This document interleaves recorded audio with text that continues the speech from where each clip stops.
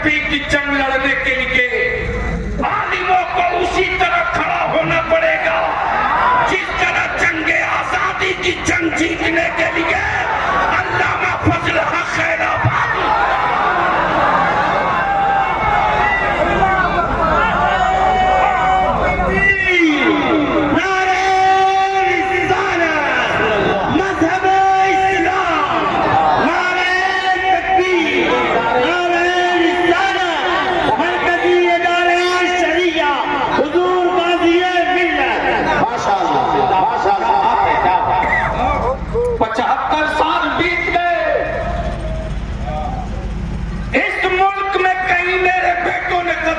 की हो तो बताओ। इसी पार्टी में बलियाबी ने कहा था जिस पर बड़ी बवाल हुआ था कि हमारे बच्चे अगर भारत के दुश्मन और गद्दार हैं तो उनको सूली पर लटका दो, हम उनकी लाश नहीं लेंगे। लेकिन 30% फौज में मुसलमानों के बच्चों को जगह दे दो। अरे इम्तिहान उसका लेना जिसके बाप दादा ने अंग्रेजों के तलवे चाटे हो। हमने अंग्रेजों के टुकड़े नहीं खाए, गरीब नवाज का निवाला खाया। हमारे खून की हर बूंद में भारत से वफादारी है, हमारे लोगों की हर बूंद में भारत से मोहब्बत है। लेकिन मेरे बच्चों को लावारिस समझकर जो जब चाहे जेल की सलाखों में डालते, ताबेदारे शरिया ने तय किया कि अब हमको उलमाए कराम को निकलना पड़ेगा। अब आए हुए इस इंसानी और आशिकों के सैलाब की एक आवाज सुनना चाहता हूँ। ईमान से बोलना, अब तक सियासी पार्टियों के झंडे लेकर निकले थे, अपनी गाड़ी, अपना डीजल, अपना पेट्रोल। लेकिन आज नबी की इज्जत और नामूस का झंडा लेकर निकले हो। बोलो, कल ज्यादा अच्छे लग रहे थे या आज ज्यादा अच्छा लग रहे थे? क्या बात है, आज अच्छा लग रहा है। और मैं अपने उलमाए किराम से विनती करके कहूंगा, आप घबराइएगा नहीं। प्लीज बेटे बैठ जाओ, मैं डिस्टर्ब हो जाऊं। मैं अपने उलमा से कहूंगा, घबराइएगा नहीं। पूरी दुनिया की तारीख यही रही है कि धरती पर क्रांति की हर नई इबारत गरीबों ने लिखी है।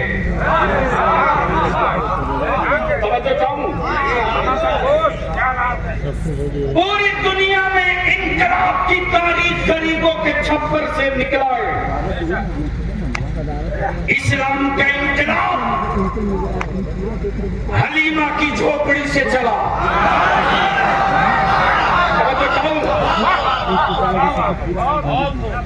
हलीमा की गुर्बत की तारीख मक्के में पढ़ी जाती रही। कुफ्र ने समझा था कि छप्पर से निकले हुए मोहम्मद के पैगाम को चुटकियों में मसल दूंगा। रसूल करीम के निकले हुए पैगाम को उसी हलीमा के छप्पर में दफन कर दूंगा। लेकिन रहमत आलम ने बता दिया कि हलीमा के छप्परों को लोग हसरत से नहीं, मोहब्बत से तो देखेंगे ही देखेंगे। लेकिन मेरे गुलाम उसे निजात और बख्शिश की चाबी तसव्वुर करके देखेंगे। भारत में, हिंदुस्तान में हमको दुनिया ने कमजोर नहीं किया, मुसलमानों आपने कमजोर किया। आपने कमजोर। अगर आज भी सिर्फ बलियाबी को 5 साल दे दो,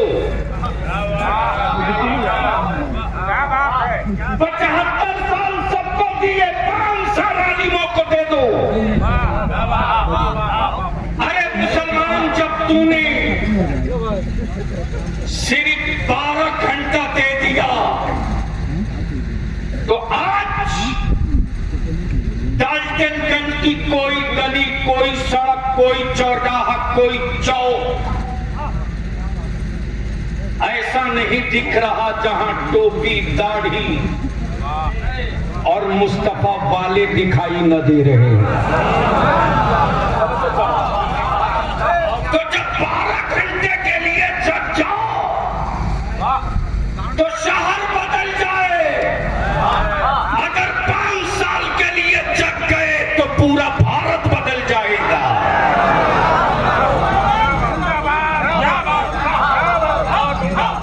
और इसके लिए करना क्या है? करना क्या है? करना क्या है? याद करो गोरे और काले की जंग की तारीख। अल्लामा सैफुल्लाह अली साहब, अल्लामा अकरुल कादरी साहब, अल्लामा मुजाहिद साहब और उलमा इकराम से इल्तिजा करूंगा, गौर से सुनना। ये टोपी और दाढ़ी बर्दाश्त पार्लियामेंट में नहीं होती थी। ये टोपी और दाढ़ी विधानसभा में नहीं होती थी। लेकिन मैंने भी किसी हरामखोर का टुकड़ा नहीं खाया है, रईसुल कलम का कादरी टुकड़ा खाया।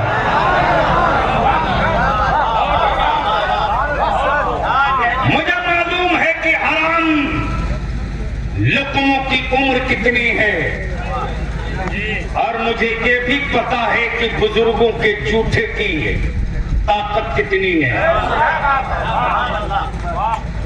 ये भाड़े की फौज नहीं है।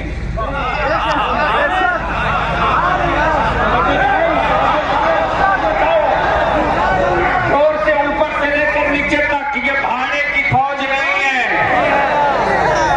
बोलो क्या भाड़े के हो? जोर से बोलो भाड़े के हो। जोर से बोलो क्या किराए पर आए हो? जोर से बोलो क्या तुमको किसी ने गाड़ी घोड़ा पैसा दिया है?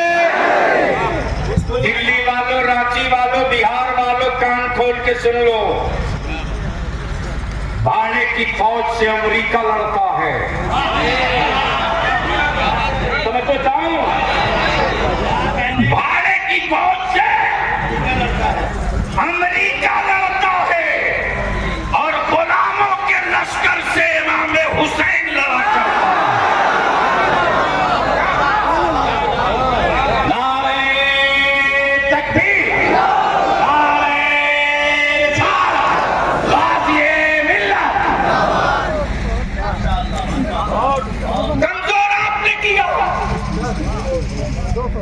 और मैं अपनी मिल्लत के अमीरों से कहूंगा, मैं अपनी मिल्लत के पैसे वालों से कहूंगा, मैं नहीं जानता कारी जसीमुद्दीन साहब के पैसे वाले इसमें कौन हैं। अगर आपको अल्लाह ने पैसा दिया है तो आप खुद से तय कर लो कि बलियाबी ने तेरी कौम की बेटियों का दर्द तेरे सामने रखा। अरे गरीब तो दबा हुआ है यार, वो तो मजबूरी में जमीन बेचकर बेटी की शादी कर रहा। तुम्हारे बलियाबी ने 3 माह पहले खूब के रोया मुफ्ती साहब। अल्लामा सैफुल्लाह अली साहब रात को मेरे मोबाइल पर तकरीबन 20 मिस कॉल पड़ी थी। 20। मैं जलसे में था, तकरीर कर रहा था। जब गाड़ी में बैठता हूं तो मोबाइल चेक करता हूं।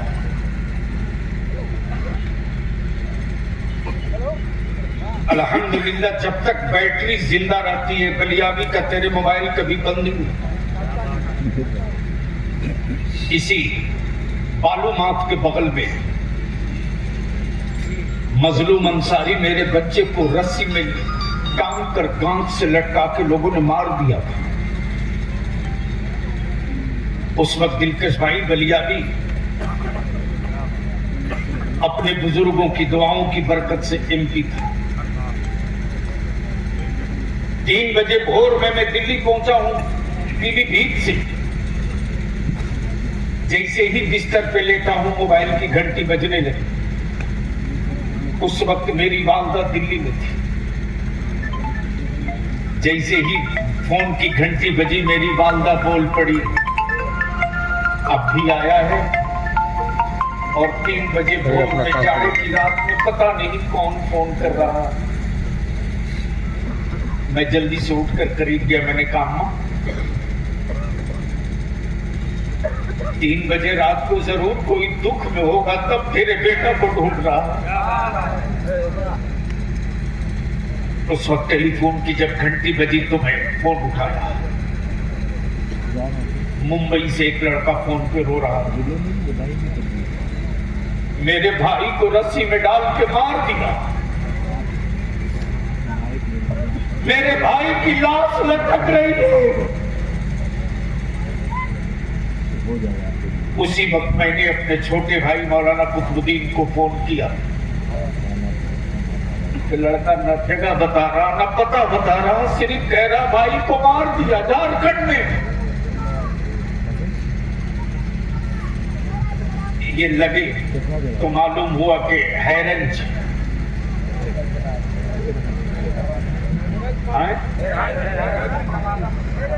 नवादा हैरंज। पूरी टीम सुबह सवेरे 7 बजे हामिद अंसारी साहब के दरवाजे में पहुंच गया। मैंने कहा हामिद साहब, आज बलियादी की मेंबरशिप अपने कलम से खत्म कर दो। हमें नहीं चाहिए ये मेंबरशिप पार्लियामेंट की। हमारे बच्चे जंगल की घास नहीं है जो जब चाहे तब रोक दे। हमें मेंबरशिप नहीं चाहिए, वरना आज अगर बोलने नहीं देंगे तो आपके दरवाजे पर लेट जाऊंगा। एक बेटा मेरा मरा है वहां, आप यहां मुझको मार के चले जाना हाउस, लेकिन जाने नहीं दूंगा। तेरे बलियादी ने अड़ के लड़ा, जंग किया। तब उनकी गिरफ्तारियां। इसी झारखंड में जब से ये राज बना है, पलामू वाला, मैं अपनी कौम के जवानों से कहूंगा, बुज़दिल और कायर की तरह मत जियो। किसी गीदड़ और किसी छुछुंदर को दिखाने से मत डरो और अपने दिमाग से निकाल दो कि तुम किसी को हराने के लिए अब जिंदा रहोगे। आज तारीख बेदारी में कसम खाकर उठो, अब दुनिया को हराने के लिए जिंदा नहीं रहेंगे। किसी भी खित्ते, किसी भी इलाके में अब मेरी कौम का बेटा न हार जाए, इसके लिए जिंदा। 64 बच्चों का, 64 बच्चों का इस झारखंड में मॉब लिंचिंग हुई। कितना? जोर से बोलो, जोर से बोलो, कितना? सेकुलर कहलाने वाले किसी एक हरामखोर के मुंह से एक लफ्ज नहीं निकला कि कानून क्या कर रहा है, पुलिस क्या कर रही है, एसपीडीसी क्या कर रहे हैं। कमजोर आपने किया, कमजोर आपने किया। हम तो आपसे सिर्फ 5 साल की भीख मांग रहे हैं। एक्शन कर रिएक्शन आने में अल्लामा सैफुल्लाह अलीमी साहब टाइम लगता है। एक्शन कर रिएक्शन आने में टाइम लगता है। दवा खाते ही तुरंत दवा काम नहीं करती, 2-4 घंटा तो वक्त लगता है। लेकिन नस्लों के मुस्तकबिल को तब्दील करने के लिए, नस्लों के रोशन मुस्तकबिल का ख्वाब देखने के लिए 2-4 घंटा नहीं 2-4 साल लगता है। अगर मोबाइल पर उलमा मसरूफ नहीं है तो सुन ले। तवज्जो मैं अर्ज कर रहा हूं, वहां मोबाइल कौन लेके बैठा है भैया? हम पर रहम कर दो, पूरी कमाई मत दफन करो प्लीज, टाइम लगता है। हम अपने कौम के पैसे वालों से, अपनी कौम के मालदारों से, अपनी कौम के कोठी बिल्डिंग हवेली गाड़ी कार जमींदारों से अर्ज करके भी